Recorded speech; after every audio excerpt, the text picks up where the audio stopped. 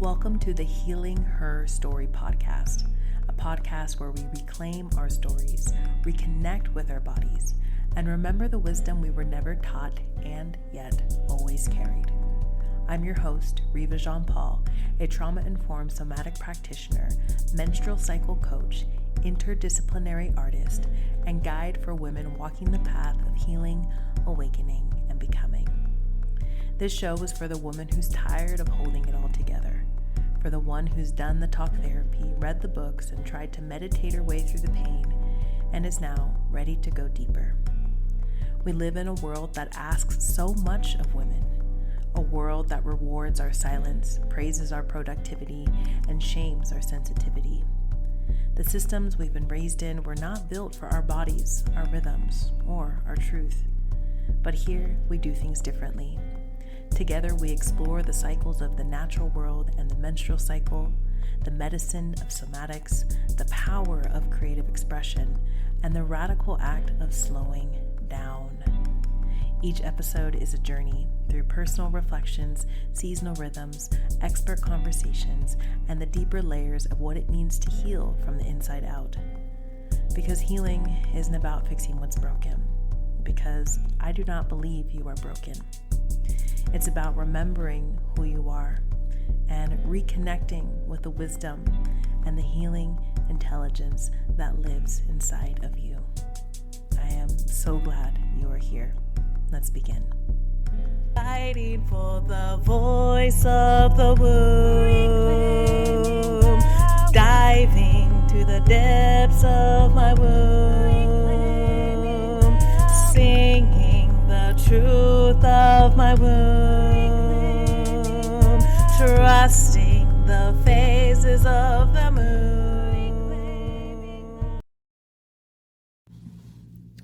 Hello and welcome to today's episode of the Healing Her Story podcast.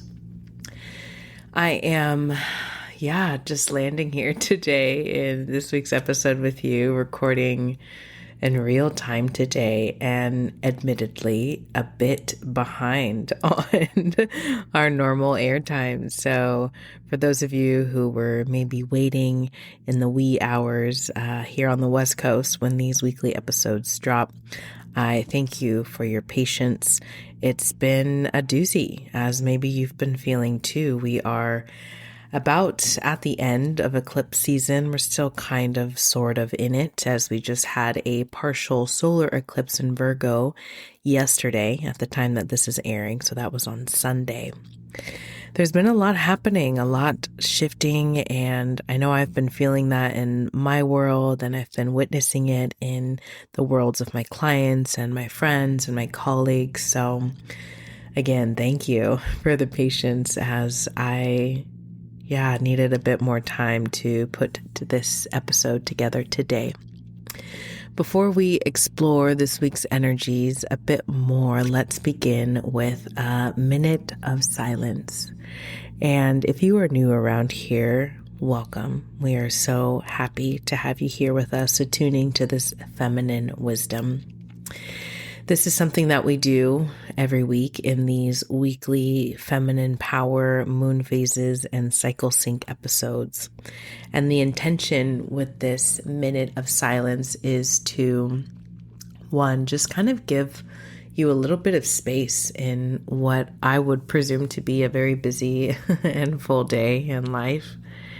And in this minute, just this 1 minute of space and maybe even quiet, if you can make that happen, you can just take a moment to really connect with yourself, whether that's through your breath or maybe that's through touch. I've got my hand on my heart right now and it just feels really good. Coming into a place of more presence as you attune to what is here for you right here, right now. And if you're a human, if you're a woman, if you're a person in a marginalized body during these times, chances are you're feeling a lot. And the thing is, we are often so busy going from one thing to the next that we don't often take the time to really notice all that is here. And there is such power in presence. Our presence is what I intended to say, is really a gift. It's essential in the therapeutic process. It's essential in your own personal transformation process to be able to really witness yourself and to be with yourself, even if it's just for a little bit. And sometimes the things that we discover in those moments aren't the best feeling things. They can be a bit uncomfortable, which is, again, why we stay so busy sometimes, is so that we can avoid the discomfort that we are feeling. And so if that is you, that is okay. I ask you to just see what it would be like to just stay with that discomfort, even if it's just a little bit.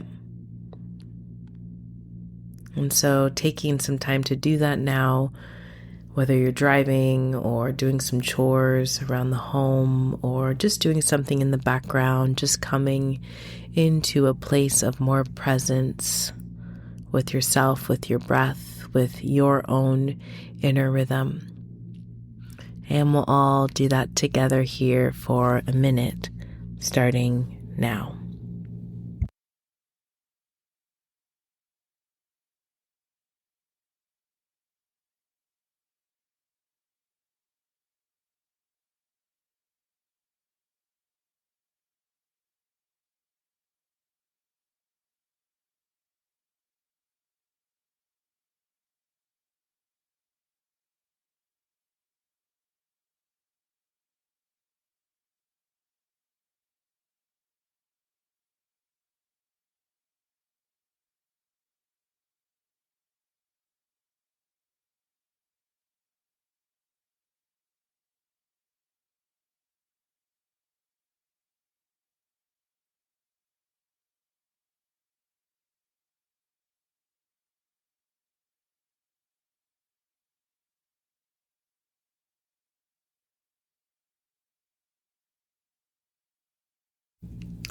That concludes our minute of silence.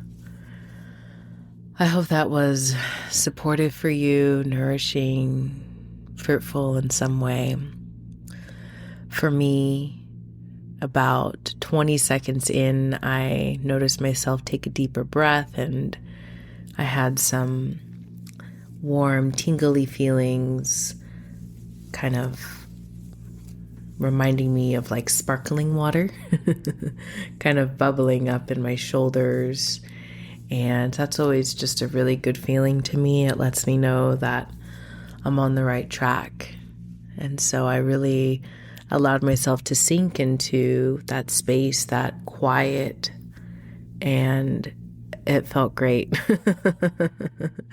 And that was not my first minute of silence and stillness today. I've been trying to weave in as many of those as I can, as I am cycle day 5 today. So on the ending days of my inner winter, which was, it was an interesting interwinter. I say interesting because I've been exploring this with y'all. If you've been here for a while now, I've been talking about the challenge of really stealing time for rest and quiet and spaciousness during this time.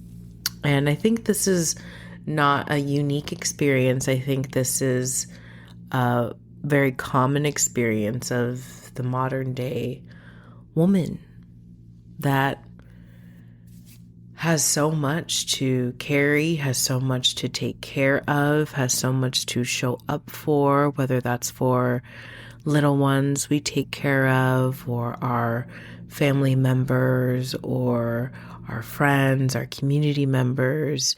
Maybe we work as a caretaker professionally, because most caretakers are women. And we live in these wild times where people's freedom and expression and humanity is being threatened almost daily. And so it's a lot. It's a lot. And if you are on a path of healing and breaking cycles, it's even more. I feel like, because we really are up against a huge battle right now in the world, and it takes a lot of energy, a lot of commitment, a lot of effort to stay on the path. And for me, that is the path of love. That is the path of menstrual cycle awareness. That is the path of trauma-informed care. That is an ongoing effort and an ongoing commitment that I really must devote myself to day after day after day after day. And so I walk this path with great honor and gratitude and privilege. And it's a lot. And I've definitely been feeling it. And so this bleed was much like the last, where it was a bit of a struggle to really get that time. And I did the best that I could. I truly did. And I go through a great deal of preparation before my bleed comes, doing all sorts of things, which maybe I'll share another day. That might be a fun episode in the next coming cycle. And so my bleeds, honestly, they aren't painful. I do have some cramping. I am tired. And I'm fairly resourced, I will say. And I think that the preparation that I do leading up to my bleed really helps with that. And so when I do find myself having to work and socialize through most of my bleed, I'm not having to do it in pain. I'm not having to do it in the depths of exhaustion and grief and despair. I'm able to do it from a place that feels pretty resourced and capable. And yet there is this part of me, and perhaps it's maybe because I feel that I'm supposed to be locked away in my red tent with no socializing and no work whatsoever, that maybe perhaps the way I'm placing the expectations around my bleed is something that I am doing to myself, sort of causing my own distress rather than just accepting my bleeding time for when my bleeding time is. And so in that intention, one night this past week during my inner winter, I think it was maybe cycle day 2 or 3, I finally got some rest and some stillness at the end of my day, lying down in bed. And I had my hands on my womb, and I began to take some deep breaths. And I asked my womb, why do you keep bleeding in the middle of my work week?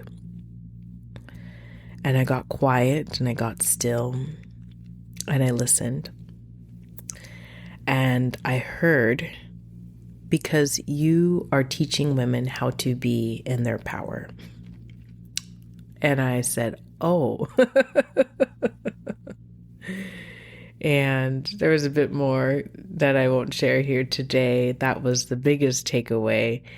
And while it wasn't the answer that I was looking for, it was an answer that I was able to accept and understand, as I have really been doing some significantly big work with my one-on-one clients over these last few months, many of them just getting started over these last few months. And I've been doing more sessions in person, which is also new for me, by request. And sure enough, as soon as I began offering it, there began to be more interest for it.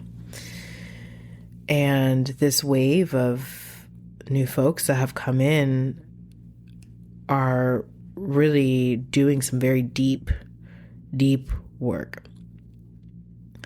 And we've been having some very big breakthroughs and insights and conversations and boundary setting. And wow, it's just been incredible to witness. I have tears sort of well up in my eye as I'm reflecting on what I've been witnessing in the work that I've been doing here. It's been such an honor and a joy to really be a part of. And these women are doing things they've never done before. And I am supporting them through that. And so it makes sense that I'm leaving during my work week because I'm teaching women how to be in their power. So that's a little bit about me and what's been happening in my world overall. I'm in a good place and just trying to do the best I can to sustain harmony and balance in what seems like the chaos and the busyness of life. And again, maybe you've been feeling that too. As we are now officially towards the end of September, this week we are tuning to the week of September 22nd, and we're tuning to some really potent energy. Yes, it's the new moon as of yesterday, and it's also a solar eclipse happening right alongside the fall equinox and happening as we end Virgo season and shift into Libra season. So that's a lot of transition all at once. The air here in the Northern Hemisphere, as I've been feeling in Northern California, is getting cooler.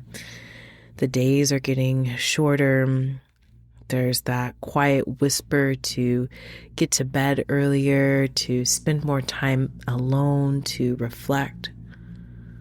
And I've been really feeling that these past few days with my inner winter, my menstrual time, my bleeding time. And this mirrors the new moon energy that we are in right now as this episode is airing and will be over the next few days. This is a time to rest, to reflect, and especially with where we find ourselves in the year, it's an opportunity to take stock. You might ask yourself, where do I need to focus my energy for the rest of the year? Where do I need to cut back? Where might I need more nourishment? Because this new moon is in Virgo, there is also an invitation to return to our routines and our daily rhythms. Virgo season has invited us to look at service, ritual, and connection to the earth, all themes we've been discussing here on the show for the past few weeks. If you haven't had the chance to listen to any of those guest episodes, I invite you to give those a listen. We discussed Chinese medicine, traditional Chinese medicine, and acupuncture and fertility and IVF with Nicole Lang. We discussed trauma-informed care and the sacred path of embodiment and transformation with Atira Tan. And we discussed rites of passage and menarche work and ritual with Hannah Brown. And so as these themes begin to maybe settle in, it's worth asking, how are my routines serving my bigger vision? Do they support my dreams, or do they drain me? And I was reminded that over the weekend. I spent some time in community this weekend, which was so nourishing. I went to an incredible art show with one of our previous guests on the show, Mari. Her episode is Poetry as a Portal for Transformation. Highly recommend giving that one a listen if you haven't yet. And Sunday, I co-hosted a Fall Equinox gathering with my dear friend and sister, who's going to be returning for another guest episode here in a few weeks. And it was beautiful. Beautiful weekend, wonderful time to gather and to connect and to be with our people, to be with my people. And I also didn't allow myself alone time, preparation time that I know that I significantly benefit from during the week. Because once Monday heart starts, I'm sort of off to the races, if you will. And so it was a little reminder of contrast. And I think sometimes falling back into old tendencies can show us where the imbalance lies. In the spring semester earlier this year, when I was again in sort of another full-on season, I created what I called spacious Saturdays. And I said no to plans every Saturday for months, which was very difficult. And I don't know that everyone really understood. And it was essential for me and for my sustainability. That commitment to my own care made me more successful in everything else that I was doing.